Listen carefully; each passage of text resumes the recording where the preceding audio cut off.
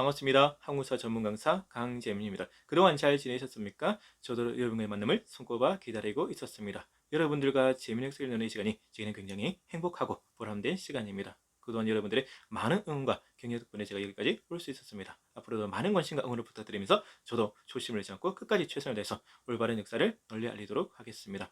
오늘은 드디어 19번째 강의 시간이 되었습니다. 오늘 강의 주제는 바로 한강을 차지한 자가 삼국 통일할 수 있다는 내용의 이야기입니다. 여러분들 한 번쯤은 다 들어보셨죠? 한강을 차지한 자가 삼국을 지배했었다. 너무나 유명한 말인데요. 그만큼 한강이 중요하다는 뜻입니다. 그래서 오늘은 저와 함께 한강이 왜 중요한지, 그리고 이 한강역의 차지가 삼국 통일에 어떤 영향을 끼쳤는지 저와 함께 살펴보도록 하겠습니다.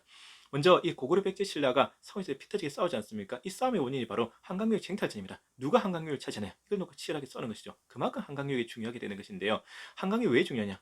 먼저 한강 땅이 굉장히 비옥합니다. 농사가 잘 된다는 뜻이죠. 따라서 이 한강률을 확보하게 되면 경제적으로 굉장히 유리한 이점을 누릴 수 있습니다. 지금도 경기도 여주쌀, 이천쌀, 김포쌀하면 유명하지 않습니까? 그만큼 풍요로운 땅입니다. 두 번째로는 이 한강유역, 지금 서울 경기도 일대지 않습니까? 이 한강유역 우리나라의 정중앙에 위치합니다. 지리적으로도 굉장히 중요한 이점을 누릴 수 있는 것이죠. 그리고 한강유역은 어떻습니까? 남한강과 북한강이 만나서 한강을 형성하지 않습니까? 그만큼 내륙선에도 유리합니다. 즉 한강유역 확보했을 때 교통적으로도 굉장히 유리한 이점이 있는 것이고, 마지막으로 뭐냐면 한강유역을 차지하게 되면 서해안을 통해서 중국과 직교할 수 있는 루트가 열리게 되는 것입니다. 그 당시 고대 동아시아 세계에서는 중국의 우수한 선진 문화를 얼마큼 빨리 받아들여내서 그 나라의 발전 과정이 이제 결정되는 것이죠. 따라서 이 한강유를 확보하게 되면 이렇게 유리한 이점이 많기 때문에 이 세 나라가 피 터지게 싸우게 되는 것입니다.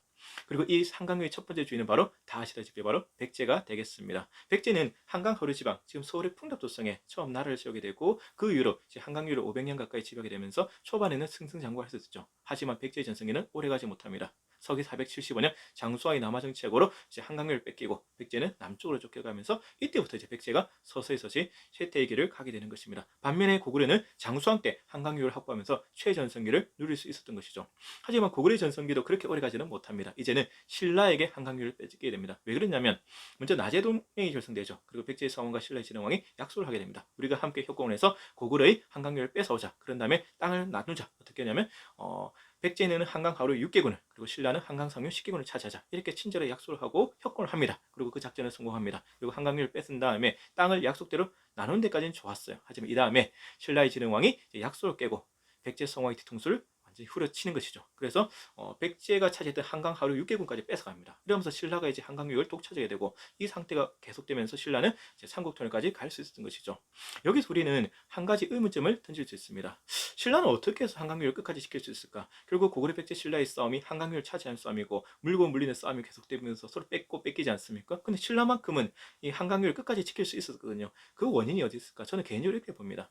이 한강을 바라보는 세 나라의 관점이 조금씩 달랐던 것 같아요. 물론 고구려 백제한테도 한강유역이 굉장히 중요했었죠. 백제의 경우에는 왕조의 발상지고 또 고토이기도 합니다.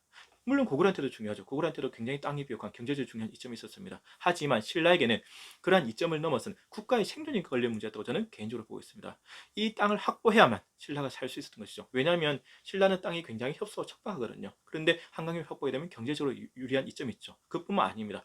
신라는 땅이 동쪽에 치우쳐져 있습니다. 따라서 중국과의 직교역을 할 수가 없었고, 그러다 보니까 중국의 우수한 선진 문화를 늦게 받아들였고, 이것이 신라가 늦게 발전하는 원인이 되거든요. 실제로 이런 이유 때문에 신라는 삼국 중에서 가장 후진적이고 약소국이었습니다. 따라서 한강유를 확보해야만 중국과의 직교역 루트를 장악할 수 있고, 그래서 신라가 빨리 발전할 수 있었던 것입니다. 그래서 신라는 이 한강유 확보에 모든 것을 걸었던 겁니다. 이러한 절박함이 바로 신라가 성공할 수 있는 요인이 아니었나, 저는 개인적으로 이렇게 보고 있습니다.